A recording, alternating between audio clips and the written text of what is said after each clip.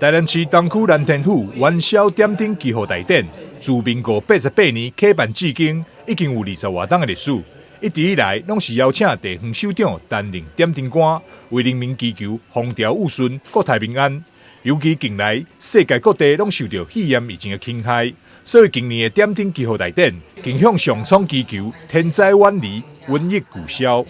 天官在地，树福降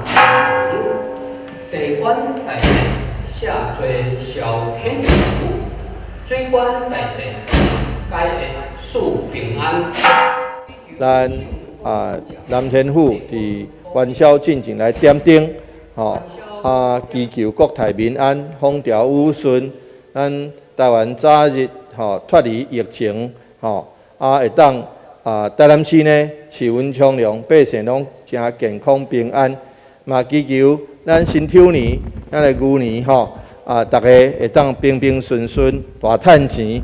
家庭和乐，求平安。今年是因为疫情的关系，所以咱的迄个活动来甲伊缩小，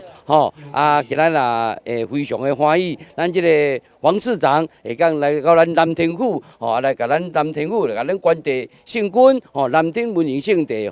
来甲咱参拜，互咱祝福，互咱南天府，咱各位移民，会当大家身体健康，疫情会当远离，大家事事顺利。庙方除了邀请市长黄伟哲担任点灯官，警察局长方养宁、立法委员林义景服务处执行长朱正轩、东区区长陈胜兰以及真侪东区的里长，拢做伙出席点灯，共沐升温。